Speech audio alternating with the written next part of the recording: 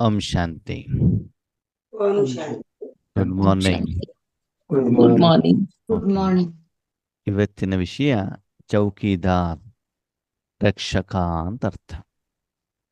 ಆದ್ಮೇಲೆ ನಮಗೆ ಈ ಪ್ರಪಂಚದಲ್ಲಿ ಯಾವ್ಯಾವ ರೀತಿಯಲ್ಲಿ ಯಾರ್ಯಾರ ಮೂಲಕ ಯಾವ ರೀತಿಯಲ್ಲಿ ರಕ್ಷಣೆ ಸಿಗತ್ತೆ ಅಂತ ಮೊದಲು ತಿಳ್ಕೊಳ್ಳೋಣ. ಸರಿ, ಓಕೆ. ನಿಮ್ಮ ಶರೀರಕ್ಕೆ ರಕ್ಷಣೆ ಹೆಂಗ್ ಸಿಗತ್ತೆ? ಬಟ್ಟೆಯಿಂದ. ಮೊದಲನೇದಾಗಿ ಶರೀರಕ್ಕೆ ರಕ್ಷಣೆ ಸಿಗುವುದು ತಾಯಿಯ ಗರ್ಭ. ಹೌದಾ? 9 ತಿಂಗಳವರೆಗೆ ಆ ಒಂದು ಏನ್ ಹೇಳ್ತಾರೆ, ಪಿಂಡ ಅಂತ ಹೇಳ್ತಾರಲ್ವ, ಅಥವಾ ಒಂದು ಮಗುಗೆ ರಕ್ಷಣೆ ಸಿಗೋದಿಲ್ಲಿ ತಾಯಿಯ ಗರ್ಭದಲ್ಲಿ. ಹೌದಾ? ಅವಾಗ ತಾಯಿಯಿಂದ ಚೌಕಿದಾರ್ ಆಗತ್ತೋ ಆಗಲ್ಲ? ನೋಡಮ್ಮ, ನೀನು ಗರ್ಭಧಾರಣೆ ಮಾಡಿದೀಯಾ, ಏನೇನೋ ತಿನ್ಬೇಡ, ಮಗುಗೇನಾಗ್ತದೆ, ತೊಂದರೆ ಆಗ್ತದೆ. ತಾಯಿ ಗರ್ಭಧಾರಣೆಯನ್ನು ಮಾಡಿದಾಗ ತಾಯಿಯ ಮನೋಸ್ಥಿತಿಯ ಪ್ರಭಾವನೂ ಕೂಡ ಮಗುವಿನ ಮೇಲೆ ಬೀಳತ್ತೋ ಬೀಳಲ್ವೋ? ಬೀಳುತ್ತೆ ತಾನೆ. ಆವಾಗ ಆ ಒಂದು 4-5 ತಿಂಗಳು ವಿಶೇಷವಾಗಿ ಆತ್ಮ ಪ್ರವೇಶ ಮಾಡಿದ ಮೇಲೆ ಆ ಒಂದು ಮಗುವಿನ ಆತ್ಮ ಸಹಿತ ಶರೀರದ ಸಂಪೂರ್ಣ ರಕ್ಷಣೆ ಯಾರಿಂದ? ತಾಯಿಯಿಂದ ಅಲ್ವಾ? ಈಗ ನೋಡಿ, ನೀವೊಬ್ಬರೇ ಇಲ್ಲ, ನಿಮ್ಮ ಮಗುನು ಹೊಟ್ಟೆ ಒಳಗಡೆ ಇದ್ದಾರೆ. ಅದಕ್ಕೆ ಸಮಯಕ್ಕೆ ತಕ್ಕ ಊಟ ಮಾಡಬೇಕು, ತಿಂಡಿ ತಿನ್ಬೇಕು, ಪೌಷ್ಟಿಕವಾದ ಆಹಾರ ತಿನ್ಬೇಕು ಅಂತ ಬೇರೆಯವರು ಗರ್ಭಿಣಿ ಸ್ತ್ರೀಗೆ ಹೇಳ್ತಾರೋ ಹೇಳಲ್ವೋ? ಅಲ್ವಾ? ಆವಾಗ ಅದರ ರಕ್ಷಣೆ ಆಗ್ತದೆ. ಸರಿ, ಅಲ್ಲಿಂದ ಮಗು ಹೊರಗಡೆಗೆ ಬಂತು. ಆವಾಗ ತಾಯಿ ಗರ್ಭದಿಂದ ಮಗು ಹೊರಗಡೆಗೆ ಬಂತು. ಆವಾಗ ತಾಯಿ ಆದಷ್ಟು ಮಗುವನ್ನು ತನ್ನ ಕಪ್ಪುಗೆಯಲ್ಲಿ ಇಟ್ಕೊಳ್ಳಿಕ್ಕೆ ಇಷ್ಟಪಡ್ತಾಳೆ ಅಲ್ವಾ? ಏನೇ ಕೆಲಸ ಮಾಡ್ತಿದ್ರು ಕೂಡ ಮಡಿಲಲ್ಲಿ ಇಟ್ಕೊಳ್ಳುವಂಥದ್ದು, ಬಟ್ಟೆಯಿಂದ ರಕ್ಷಣೆ ಕೊಡುವಂಥದ್ದು ಅಲ್ವಾ? ಅದಕ್ಕೆ ಸೊಳ್ಳೆ ತಾಗಬಾರ್ದು ಅಂತ ಬಿಟ್ಟು ಸೊಳ್ಳೆ ಪರ್ದೆಗಳಿರ್ತಾವೆ, ಅದರ ಒಳಗಡೆಗೆ ಅದನ್ನ ಮಲಗಿಸುವಂಥದ್ದು. ಹೀಗೆ ಆಹಾರದಿಂದ, ಇನ್ನು ಕೆಲವೊಂದ್ಸಲ ಈ ಪೋಲಿಯೋ ಎಲ್ಲ ಬರಬಾರ್ದು ಅಂತ ಪೋಲಿಯೋ ಡ್ರಾಪ್ಸ್ಗಳನ್ನು ಹಾಕೋದು. ಹೀಗೆ ಬೇರೆ ಬೇರೆ ರೀತಿಯ ರಕ್ಷಣೆ ಹೇಳುವಂಥದ್ದು ಆ ಶರೀರಕ್ಕೆ ಸಿಗ್ತಾ ಹೋಗ್ತದೆ. ಹಾಗೆ ಮುಂದೆ ಆ ಶರೀರಕ್ಕೆ ಬೇಕಾಗಿರುವಂಥದ್ದು ಮನೆಯನ್ನು ಕಟ್ಕೊಳ್ತಾರೆ, ರೂಮ್ಗಳು ಬರ್ತವೆ, ಬೆಡ್ಶೀಟ್ಗಳು ಬರ್ತವೆ, ಹಾಸಿಗೆ ಬರ್ತವೆ, ಆಹಾರ ಬರ್ತದೆ, ಮೆಡಿಸಿನ್ಸ್ಗಳು ಬರ್ತವೆ ಅಲ್ವಾ? ಹಾಗೆ ಬೇರೆ ಬೇರೆ ಸಮಯದಲ್ಲಿ ಶರೀರಕ್ಕೆ ಬೇರೆ ಬೇರೆ ರೀತಿಯಲ್ಲಿ ರಕ್ಷಣೆ ಸಿಗತ್ತೆ ಅಲ್ವಾ? ನೋಡಿ, ರೂಮ್ನಲ್ಲಿ ಒಂದು ರಕ್ಷಣೆ ಯಾರಿಗೆ? ಶರೀರಕ್ಕೆ ಅಲ್ವಾ? ಮೊದಲನೇದಾಗಿ ಬಟ್ಟೆಯಿಂದ ರಕ್ಷಣೆ, ಆಮೇಲೆ ಬೆಡ್ಶೀಟು, ಆಮೇಲೆ ರೂಮ್ ಮೇಲೆ ಮನೆ ಒಳಗಡೆಗೆ, ಮನೆ ಮೇಲೆ ಒಳಗಡೆ ಇದ್ದಲ್ಲಿ ಒಂದು ಏರಿಯಾದೊಳಗಡೆಗೆ ಊರಿನೊಳಗಡೆ ಜಿಲ್ಲೆಯಿಂದ ರಾಜ್ಯದಿಂದ ದೇಶ ಅಲ್ವಾ? ರೀಸೆಂಟ್ ಆಗಿ ನೀವು ನೋಡಿದಿರಿ, ಭಾರತ ದೇಶದಲ್ಲಿರುವಂತಹ ಪ್ರಜೆಗಳ ಮೇಲೆ ವಿದೇಶದವರು ಬಂದು ಏನ್ ಮಾಡಿದ್ರು? ಸಾಯಿಸಿದ್ರು. ಈಗಿನ ಪ್ರಧಾನಮಂತ್ರಿಯವರು ಏನ್ ಹೇಳ್ತಾರೆ? ನಾನು ಚೌಕಿದಾರ ಅಂತ ಹೇಳ್ತಾರೆ. ನಿಮ್ಮನ್ನ ರಕ್ಷಣೆ ಮಾಡೋದು ನನ್ನ ಧೈರ್ಯ, ನನ್ನ ಒಂದು ಕರ್ತವ್ಯ ಅಂತ. ನಿಮ್ಮ ಊರಿನಲ್ಲಿ ಇದ್ದಾಗ ಕಳ್ಳ ಕಾಕರು ಏನೋ ತೊಂದರೆ ಕೊಡ್ತಾರಂತ, ನೀವು ಯಾರ ಹತ್ರ ಹೋಗ್ತೀರಿ? ಪೊಲೀಸ್ ಹತ್ರ ಹೋಗ್ತಿರ್ತೇನೆ. ಪೊಲೀಸ್ ನೈಟ್ ಡ್ಯೂಟಿ ಎಲ್ಲ ಮಾಡ್ಬಿಟ್ಟು ನಿಮ್ ರಕ್ಷಣೆ ಮಾಡ್ತಾರೋ ಮಾಡಲ್ವೋ? ಡಿಸ್ಟ್ರಿಕ್ಟ್ ಅಲ್ಲೂ ಕೂಡ ಒಂದು ಬೌಂಡ್ರಿ ಇರ್ತದೆ, ಅಲ್ಲೂ ಕೂಡ ಸೆಕ್ಯೂರಿಟಿ ನಿಂತಿರ್ತಾರಲ್ವಾ? ವಿಶೇಷವಾಗಿ ಎಲೆಕ್ಷನ್ ಟೈಮ್ನಲ್ಲಿ ರಾಜ್ಯ ನಡುವೆ ಒಂದು ಗಡಿ ಇರ್ತದೆ, ದೇಶದ ನಡುವೆನೂ ಕೂಡ ಏನಿರ್ತದೆ? ಒಂದು ಗಡಿ ಇರ್ತದೆ, ರಕ್ಷಣೆ. ಬೇರೆ ದೇಶದವರು ನಮ್ಮ ಮೇಲೆ, ಇಲ್ಲಿರುವಂತ ಪ್ರಜೆಗಳ ಮೇಲೆ ಯುದ್ಧ ಮಾಡಬಾರ್ದು ಅಂತ ರಕ್ಷಣೆ ಯಾರು ಕೊಡ್ತಾರೆ?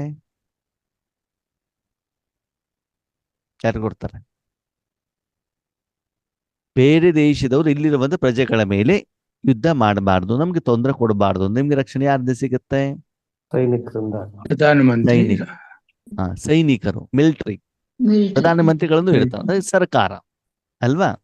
ಈಗ ನೋಡಿ, ಪಾಕಿಸ್ತಾನದ ಮಿಸೈಲ್ ಬಂತು, ಒಳಗಡೆ ಬಂದು ಬೀಳಬಾರ್ದು ಅಂತ ಅಲ್ಲಿ ಸೆಕ್ಯೂರಿಟಿ ನಿಂತಿರ್ತಾರೆ ತಾನೆ. ಯಾರಿಗೋಸ್ಕರ? ಒಳಗಡೆಗಿರುವಂತ ಜನರಿಗೋಸ್ಕರ ಅಲ್ವಾ? ಹಣದ ರಕ್ಷಣೆಯನ್ನ ನಾವು ಪರ್ಸಲ್ಲಿ, ಬೀರೂನಲ್ಲಿ, ಬ್ಯಾಂಕ್ನಲ್ಲಿ ಇಡ್ತೀವಿ ಆತ್ಮೀಯರೇ. ಬಟ್ಟೆಯ ರಕ್ಷಣೆಯನ್ನ ಮಾಡ್ತೀವಿ. ಹೌದಾ? ಹಾಗಿದ್ರೆ ಮಕ್ಕಳ ರಕ್ಷಣೆ ಮಾಡ್ತೀವಿ, ಪತಿ ರಕ್ಷಣೆ ಮಾಡ್ತೀವಿ, ವಸ್ತುವಿನ ರಕ್ಷಣೆ ಮಾಡ್ತೀವಿ. ಹಾಗಿದ್ರೆ ಆತ್ಮ ಮತ್ತು ಮನಬುದ್ಧಿ ಸಂಸ್ಕಾರಕ್ಕೆ ರಕ್ಷಣೆ ಬೇಕು ಬೇಡವೋ? ಬೇಕು. ಬೇಕು ತಾನೆ? ಹಾಗಿದ್ರೆ ಅದಕ್ಕೆ ರಕ್ಷಣೆ ಕೊಡೋರು ಯಾರು? ಭಗವಂತ. ಆ ಭಗವಂತ ಅಲ್ವಾ? ನೋಡಿ, ಸೀತೆ ರಾಮ ಮತ್ತು ಲಕ್ಷ್ಮಣನ ಜೊತೆಯಲ್ಲಿದ್ದಾಗ ಕಾಡಲ್ಲಿದ್ರು ಕೂಡ ಅವ್ರೇನಾಗಿದ್ರು? ಸುರಕ್ಷಿತವಾಗಿದ್ರು ಅಲ್ವಾ? ಯಾವಾಗ ರಾವಣ ಬಂದ್ಬಿಟ್ಟು ಪ್ರಲೋಭನೆಯನ್ನ ಕೊಟ್ಟು ಬಿಡ್ತಾನೋ ಅವಾಗ ಸೀತೆ ಮೋಸ ಆಗ್ಬಿಟ್ಟು ಏನಾಗ್ಬಿಡ್ತಾರೆ? ರಾಮ ಲಕ್ಷ್ಮಣದ ದೂರ ಆಗ್ಬಿಟ್ಟು ಅವಾಗ ಏನಾಗತ್ತೆ? ಇಲ್ಲಿಯವರೆಗೆ ರಾವಣನ ಆಸ್ಥಾನದಲ್ಲಿ ಇರ್ತಾರ, ಆ ಏರಿಯಾದಲ್ಲಿ ಇದ್ದಾಗ ಸೀತೆ ಇದ್ದೂ ಕೂಡ ಅವರಿಗೆ ರಕ್ಷಣೆ ಇರೋದಿಲ್ಲ. ಸುತ್ತಲೂ ಕೂಡ ರಾಕ್ಷಸರಿದ್ರು ಕೂಡ ಏನಿರ್ತದೆ? ಭಯ ಇರ್ತದೆ. ಯಾರಿಗೆ? ಸೀತೆಗೆ ಅಲ್ವಾ? ನಮಗೆ ದ್ವಾಪರ ಕಲಿಯುಗದಿಂದ ಸುತ್ತಲೂ ರಾವಣ ಇದ್ದು ಬಿಟ್ಟಿದ್ದಾರೆ, ರಾಕ್ಷಸರಿದ್ದಾರೆ ಅಲ್ವಾ? ಅದಕ್ಕೆ ನಮ್ಗೇನಾಗ್ತಾ ಇದೆ? ಭಯ ಆಗ್ತಾ ಇದೆ. ರಾಮನನ್ನು ಕೂಗ್ತಾ ಇದ್ದೀವಿ. ಈಗ ರಾಮ ಏನ್ ಮಾಡಿದ್ದಾರೆ? ಬಂದಿದ್ದಾರೆ. ಅವನ ರಕ್ಷಣೆಯನ್ನು ನಾವೇನ್ ಮಾಡ್ಕೊಳ್ಬೇಕಾಗ್ತದೆ? ಪಡ್ಕೊಳ್ಬೇಕಾಗ್ತದೆ ಅಲ್ವಾ? ಅದಕ್ಕೆ ಆದ್ಮೇಲೆ ಹೀಗೆ ಶರೀರಕ್ಕೆ ನಾವು ಬೇರೆ ಬೇರೆ ರೀತಿಯ ರಕ್ಷಣೆಯನ್ನ ನಾವು ಪಡ್ಕೊಳ್ತೀವೋ, ಸ್ವಯಂ ಆಗಿ ಮತ್ತು ಸರ್ಕಾರದ ಮೂಲಕ, ಬೇರೆಯವರ ಮೂಲಕ. ಶರೀರದ ಆರೋಗ್ಯ ಸರಿ ಇಲ್ಲ ಅಂತಂದ್ರೆ ಮೆಡಿಸಿನ್ ಮತ್ತು ಡಾಕ್ಟರ್ ಮೂಲಕ ರಕ್ಷಣೆಯನ್ನು ಪಡ್ಕೊಳ್ತೀವೋ, ಹಾಗೆ ಆತ್ಮ ಮತ್ತು ಮನಬುದ್ಧಿ ಸಂಸ್ಕಾರಕ್ಕೂ ಕೂಡ ನಾವೇನ್ ಮಾಡ್ಬೇಕಾಗ್ತದೆ? ರಕ್ಷಣೆಯನ್ನ ಪಡ್ಕೊಳ್ಬೇಕು. ಯಾರಿಂದ? ಪರಮಾತ್ಮನಿಂದ ಅಲ್ವಾ? ಮನೆಯಲ್ಲಿ ಇಲಿಗಳು ಬಂದು ತೊಂದರೆ ಕೊಡಬಾರದು ಅಂತ ಯಾರಿಂದ ರಕ್ಷಣೆ ತಗೊಳ್ತೀವಿ? ಬೆಕ್ಕಿಂದ ಅಲ್ವಾ? ದೊಡ್ಡ ಮನೆ ಇದ್ರೆ ಸುತ್ತಲೂ ಗೂರ್ಖಾರನ್ನ ಇಟ್ಟಿರ್ತೀವಿ, ಕಂಪೌಂಡ್, ಕಳ್ಳರು ಬರಬಾರ್ದು ಅಂತ ಅಲ್ವಾ? ಹೀಗೆ ಬೇರೆ ಬೇರೆ ಲೆವೆಲ್ ಅಲ್ಲಿ ನಾವು ರಕ್ಷಣೆಯನ್ನು ಪಡ್ಕೊಳ್ತಾ ಇರ್ತೀವಿ ಆತ್ಮೀಯರೇ. ಆದರೆ ವರ್ತಮಾನ ಸಮಯದಲ್ಲಿ ನಾವು ನಮ್ಮ ಜೀವನವನ್ನ ಪರಮಾತ್ಮನ ಕೈಯಲ್ಲಿ ಕೊಟ್ಬಿಟ್ಟು ಭಗವಂತನ ಮಡಿಲಲ್ಲಿ, ಹೃದಯ ಸಿಂಹಾಸನದಲ್ಲಿ ನಾನು ಕುತ್ಕೊಂಡಿದ್ದೆ. ಆದರೆ ಮನಸ ವಾಚ ಕರ್ಮಣ ತನು ಮನ ಧನ ಸಮಯ ಸಂಕಲ್ಪ ಆತ್ಮ ಸಹಿತ ಸಂಪೂರ್ಣವಾದ ರಕ್ಷಣೆ ಯಾರಿಂದ ಸಿಗ್ತದೆ? ಪರಮಾತ್ಮನಿಂದ. ಯಾವುದೇ ಈ ಸ್ಥಳದಲ್ಲಿ ಇರ್ಲಿ, ಯಾವುದೇ ಕಾಯಕ ಮಾಡ್ತಾ ಇರ್ಲಿ, ಯಾವುದೇ ವಿಷಯ ಇರ್ಲಿ, ಯಾವುದೇ ವಸ್ತುವಿನ ಮೂಲಕ ಆಗ್ಲಿ, ಯಾವುದೇ ಕ್ಷಣದಲ್ಲಾದ್ರೂ ಕೂಡ ಸಂಪೂರ್ಣವಾಗಿ ನಾವೇನ್ ಮಾಡ್ಬೇಕಾಗ್ತದೆ? ಭಗವಂತನ ರಕ್ಷಣೆ ಮಾಡ್ಕೊಳ್ಬೇಕು ಅಂತಂದ್ರೆ ಏನ್ ಮಾಡ್ಬೇಕು?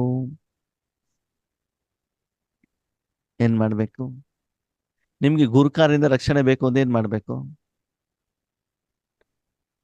ಅವರನ್ನು ನೇಮಿಸ್ಕೊಳ್ಬೇಕು. ನೇಮಿಸ್ಕೊಳ್ಬೇಕಲ್ವಾ? ಅವನಿಗೆ ಸಂಬಳ ಕೊಡ್ಬೇಕು ಅಲ್ಲ? ಅವನ ಕೆಲಸದಿಂದ ತೆಗೆದಾಕ್ಬಿಟ್ರೆ ಅವ್ನ ರಕ್ಷಣೆ ಎಲ್ಲಿಂದ ಕೊಡ್ತಾರೆ? ನೀವು ಫಾರಿನ್ ನಲ್ಲಿ ಹೋಗ್ಬಿಟ್ಟು ಇರೋದು, ಮತ್ತೆ ನನಗೆ ರಕ್ಷಣೆ ಮಾಡು ಅಂತಂದ್ರೆ ಮಾಡ್ತಾರಾ? ಇಲ್ಲ. ಭಾರತ ದೇಶದಲ್ಲಿ ಬನ್ನಿ, ಅವಾಗ ನಾವು ರಕ್ಷಣೆ ಕೊಡ್ತೀವಿ ಅಂತ ಹೇಳ್ತಾರೆ ಅಲ್ವಾ? ಹಾಗಿದ್ರೆ ಆದ್ಮೇಲೆ ನಾವಿವಾಗ ಎಲ್ಲಿರ್ಬೇಕು? ರಕ್ಷಣೆ ಬೇಕು ಅಂತಂದ್ರೆ ಮನಸ್ಸಿನಿಂದ ಸದಾ ಭಗವಂತನ ಒಳಗಡೆಗಿರಬೇಕು. ಎಲ್ಲಿರ್ಬೇಕು? ಭಗವಂತನ ಮಡಿಲ್. ಒಂದು ಶರೀರಧಾರಿಗೆ ರಕ್ಷಣೆ, ಸುರಕ್ಷಿತತೆ ಎಲ್ಲಿ? ಶರೀರಧಾರಿಗೆ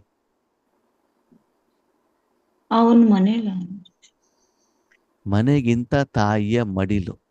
ಹೌದಾ? ತಾಯಿಯ ಮಡಿಲಲ್ಲಿ ಇರುವಂತ ಮಗುಗಿರುವಂತ ಸುರಕ್ಷತೆ ಬೇರೆ ಎಲ್ಲಾದ್ರೂ ಇರ್ತದ? ಇರುತ್ತೋ ಇರಲ್ವೋ? ತಾಯಿಯ ಮಡಿಲು ಸುರಕ್ಷಿತ ಯಾವುದೋ ಅಲ್ವೋ? ತಾಯಿಯ ಮಡಿಲು ಸುರಕ್ಷಿತನೋ ತಾಯಿಯ ಹೊಟ್ಟೆ ಸುರಕ್ಷಿತನೋ?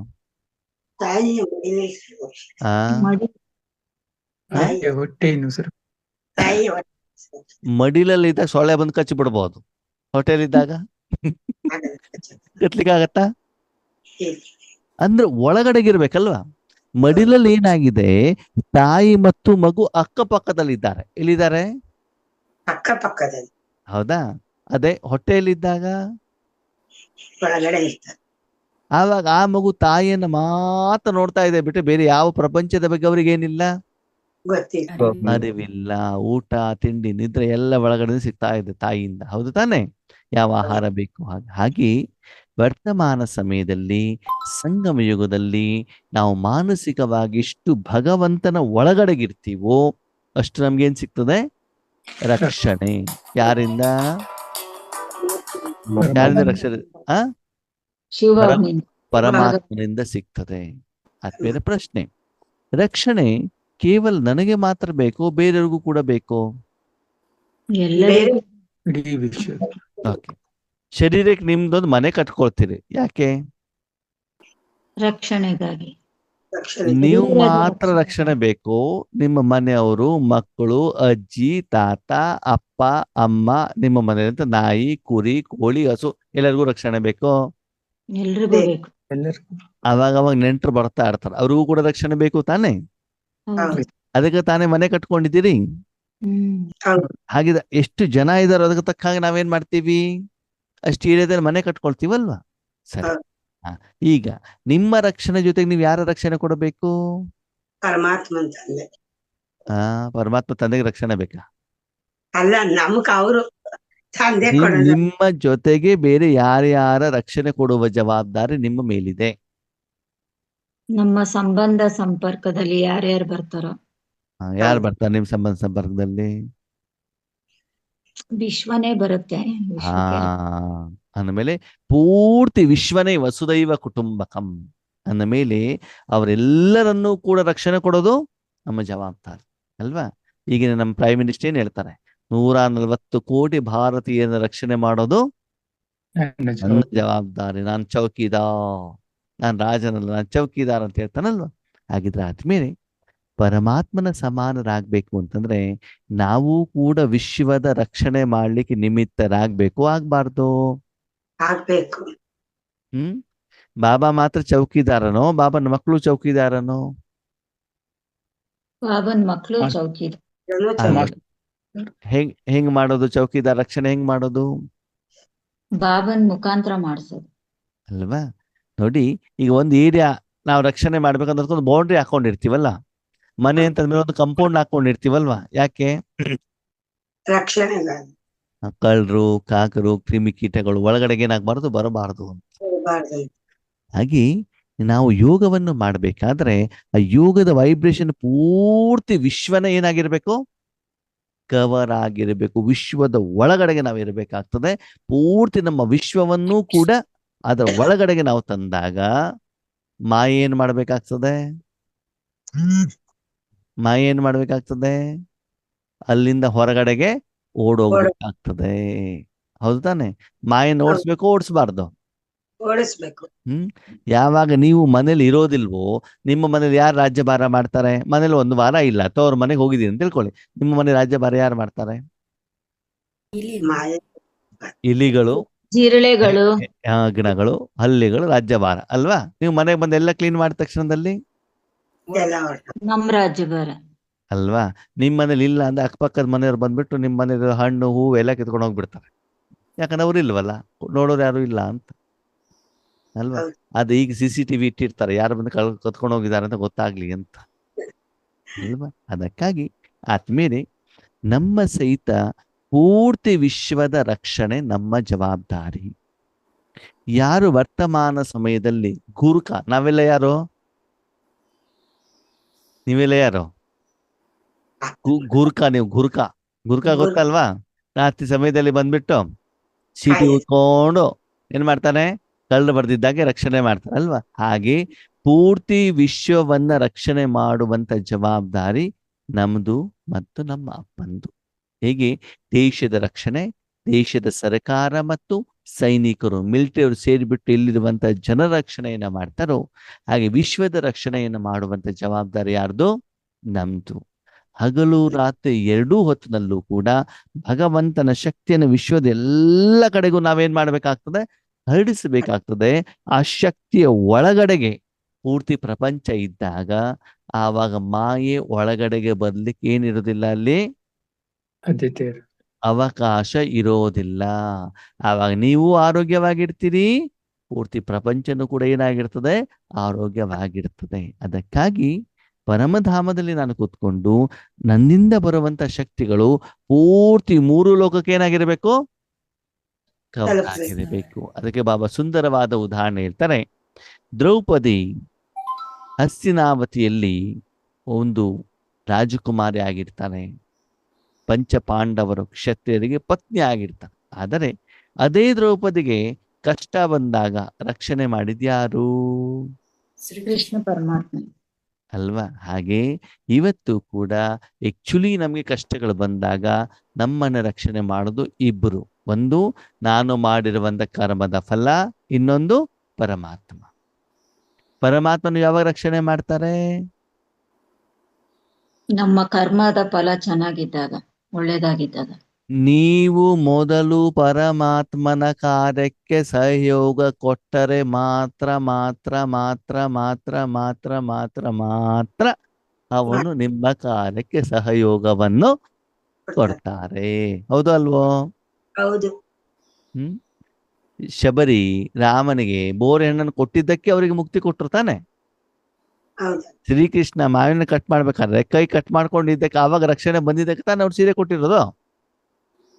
ನಮ್ಮ ಲೆಕ್ಕದಲ್ಲಿ ಏನು ಅಂದ್ರೆ ಪರಮಾತ್ಮ ನಮ್ಗೆ ರಕ್ಷಣೆ ಕೊಡಬೇಕು, ನಾವು ಈಶ್ವರ್ಯ ಕಾರ್ಯಕ್ಕೆ ಸಹಯೋಗ ಕೊಡ್ಲಿಕ್ಕೆ ನಾವು ರೆಡಿ ಇಲ್ಲ. ಅಮೃತ ವೇಳೆ ಹೇಳೋದಿಲ್ಲ, ಖುಷಿಯಿಂದ ಯೋಗ ಮಾಡೋದಿಲ್ಲ, ತನು ಮನಧನದ ಸೇವೆ ಮಾಡೋದಿಲ್ಲ. ಭಗವಂತ ಮಾತ್ರ ನಮ್ಗೆ ಏನ್ ಮಾಡ್ಬೇಕು? ಆಗತ್ತಾ? ಆಗತ್ತೋ ಆಗಲ್ವೋ? ನಾನು ಹಣ ಕೊಡೋದಿಲ್ಲ, ಹೋಟೆಲಲ್ಲಿ ಮಾತ್ರ ಗಂಟ್ಲು ಪೂರ್ತಿ ತಿನ್ಕೊಂಡು ಬರ್ತೇನೆ ಅಂತಂದ್ರೆ ಯಾರಾದ್ರು ಊಟ ಕೊಡ್ತಾರ? ಕೊಡಲ್ಲ ತಾನೆ.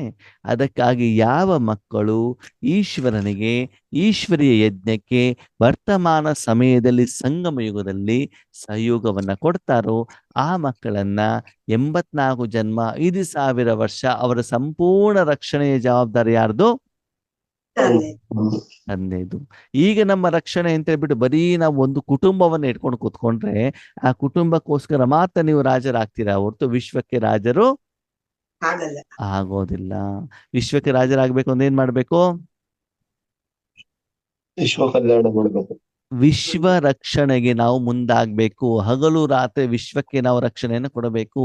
ಹೇಗೆ ನಮಗೋಸ್ಕರ ಆ ಸೈನಿಕರು ಕಾಡಿನಲ್ಲಿ, ಬರ್ಫ್ನಲ್ಲಿ, ಚಳಿಯಲ್ಲಿ, ಬಿಸಿಲಲ್ಲಿ ಊಟ ತಿಂಡಿ ಬಿಟ್ಬಿಟ್ಟು ರಕ್ಷಣೆ ಕೊಡ್ತಾರೋ ಕೊಡಲ್ವೋ?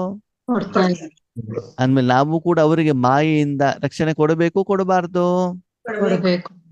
ಅದು ಯಾರ ಕೆಲಸ? ಈ ಕೆಲಸವನ್ನು ಯಾರು ಮಾಡ್ಬೇಕು? ಈಗ ನೀವು ರಾಜರು, ಚೌಕಿದಾರರು?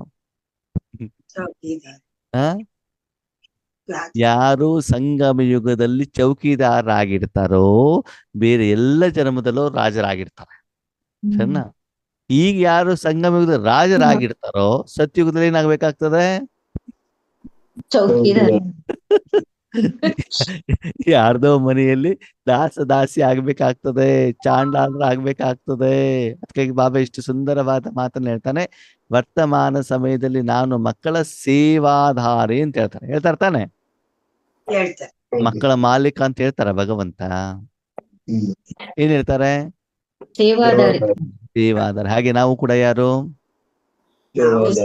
ವಿಶ್ವದ ಸೇವಾಧಾರ ಅಲ್ವಾ? ಹಾಗೆ ಬೆಳಿಗ್ಗೆ ಎದ್ದು ಬಿಟ್ಟು ನಾವೇನ್ ಮಾಡ್ಬೇಕಾಗ್ತದೆ? ಪೂರ್ತಿ ವಿಶ್ವವನ್ನ ಏನ್ ಮಾಡ್ಬೇಕು?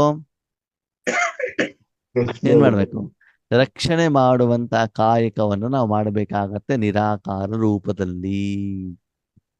ಸರಿನಾ? ಅದಕ್ಕಾಗಿ ಬಾಬಾ ಹೇಳ್ತಾರೆ, ನೀವು ಕೂಡ ಮಾಸ್ಟರ್ ಚೌಕಿದಾರರು ಅಲ್ವಾ? ಇವಾಗ ಇಷ್ಟು ವಿಶ್ವವನ್ನು ರಕ್ಷಣೆ ಮಾಡ್ಬೇಕಂದ್ರೆ ಒಬ್ಬರಿಂದ ಸಾಧ್ಯ ಆಗತ್ತಾ? ತುಂಬಾ ಜನ ಬೇಕು ತಾನೆ. ಅದಕ್ಕಾಗಿ ಆಕ್ಚುಲಿ ಭಗವಂತನಲ್ಲಿ ರಕ್ಷಣೆ ಮಾಡುವಂತ ಶಕ್ತಿ ಇದೆ.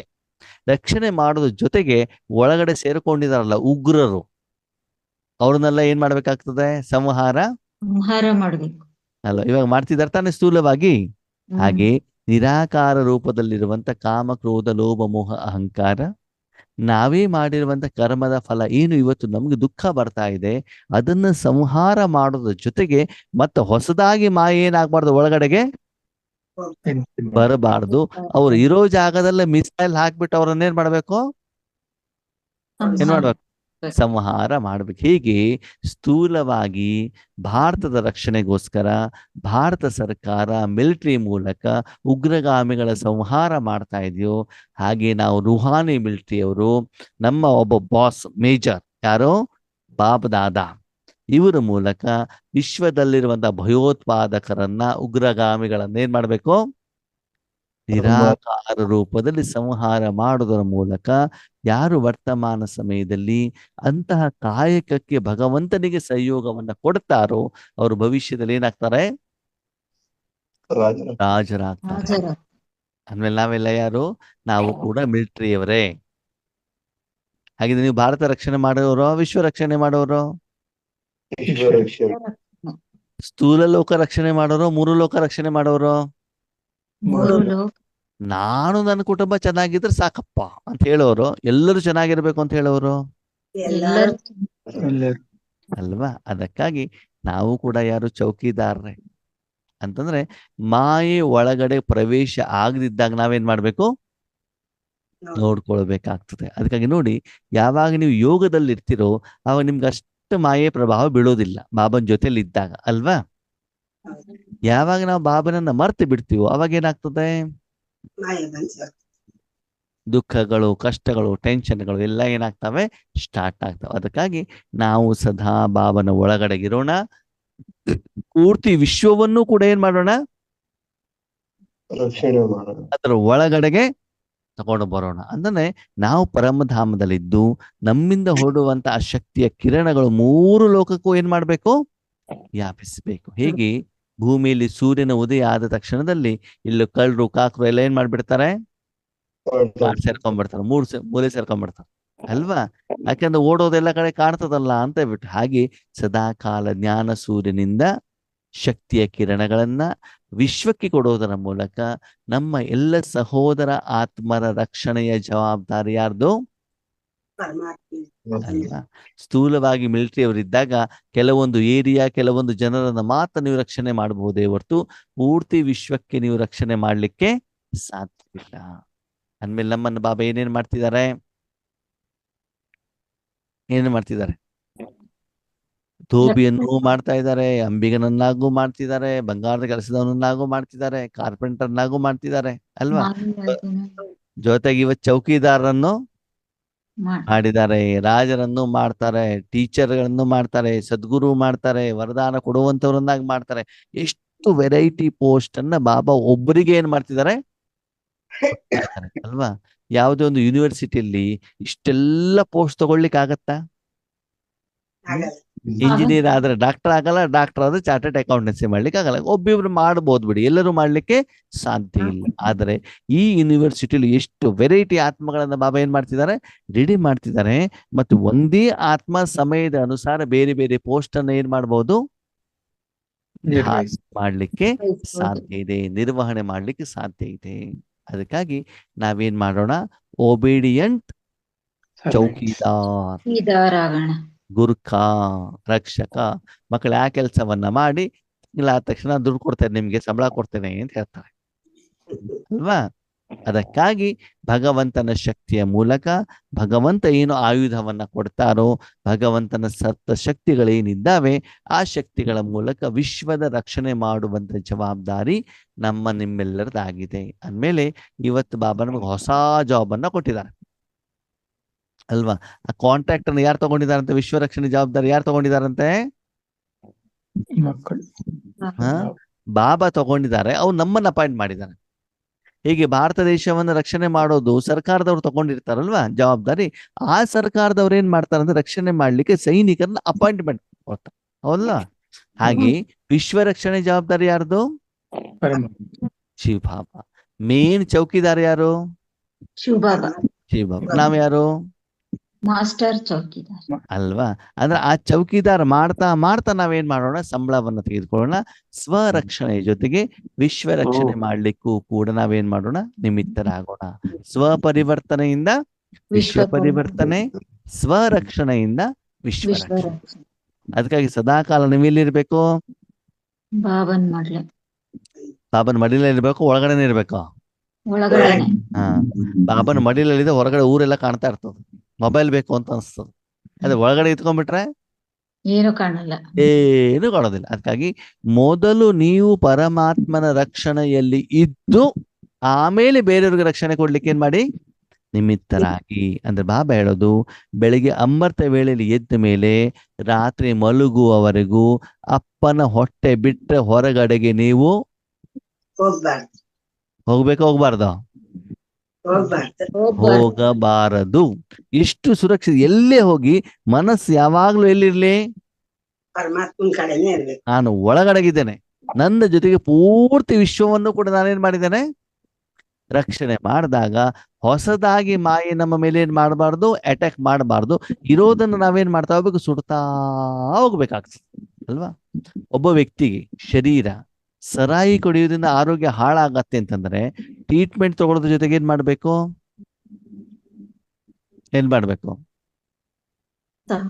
ಮತ್ಯ ಕುಡಿಯೋದನ್ನು ಕೂಡ ನಿಲ್ಲಿಸ್ಬೇಕಲ್ವಾ? ಅದಕ್ಕಾಗಿ ನಾವು ಮಾಯಿ ಒಳಗಡೆ ಪ್ರವೇಶ ಮಾಡದಿದ್ದ ಹಾಗೆ ಕಾಮ, ಕ್ರೋಧ, ಲೋಭ, ಮೋಹ, ಅಹಂಕಾರಕ್ಕೆ ಏನ್ ಮಾಡ್ಬೇಕು? ಕಂಪೌಂಡ್ ಮತ್ತೆ ಗೇಟ್ ಆಗ್ಬಿಟ್ಟು ಬೀಗ ಆಗ್ಬಿಡ್ಬೇಕು. ಅದು ಒಳಗಡೆ ಬರ್ಲಿಕ್ಕೆ ಏನು ಆಗ್ಬಾರ್ದು, ಅವಕಾಶ ಇರಬಾರ್ದು. ಹೊರಗಡೆಯಿಂದ ಇಲಿ ಬರ್ದಿದ್ದಾಗ ಮೊದ್ಲು ಬಂದ್ ಮಾಡೋಣ, ಆಮೇಲೆ ಒಳಗಡೆ ಇರೋ ಇಲಿಯನ್ನು ಸಂಹಾರ ಮಾಡೋಣ. ನೀವು ಒಳಗಡೆ ಸಂಹಾರ ಮಾಡ್ತಾ ಇರೋದು ಡೋರ್ ಓಪನ್ ಇಟ್ಬಿಡೋದು, ಅವಾಗ ಏನಾಗ್ತದೆ? ಹೊಸದಾಗೆಲ್ಲ ಬರ್ತಾರೆ, 2 ಸಾಯಿಸೋದ್ರೊಳಗಡೆ 4 ಒಳಗಡೆಗೆ ಬಂದ್ಬಿಡುತ್ತೆ. ಅಲ್ವಾ? ಹಾಗೇನೆ ಇಲ್ಲಿ ಅಮೃತ ವೇಳೆ ಯೋಗ ಅಂತ ಮಾಡೋದು, ನುಮಾಶಾಮ್ ಯೋಗ ಅಂತ ಮಾಡೋದು, ಹೊರಗಡೆ ಹೋಗ್ಬಿಟ್ಟು ಒಳ್ಳೆ ಫಿಲ್ಮ್ ನೋಡ್ಕೊಂಡು ಬರೋದು, ಮದುವೆ ಮೇಲೆ ಚೆನ್ನಾಗಿ ಊಟ ತಿಂಡಿ ಮಾಡ್ಕೊಂಡು ಬರೋದು. ಏನಾಗ್ತದೆ? ಏನಾಗತ್ತೆ? ಹೊರಗಡೆಯಿಂದ ಇಲಿವುಗಳು ಬಂದಂಗೆ. ಅಲ್ವಾ? ಅದಕ್ಕಾಗಿ ಬಾಬಾ ಹೇಳ್ತಾರೆ, ನಿಮ್ಮ ಜೀವನಕ್ಕೆ ನೀವು ಎಷ್ಟರ ಮಟ್ಟಿಗೆ ರಕ್ಷಣೆ ಮಾಡ್ಕೊಳ್ತಿದ್ದೀರಿ.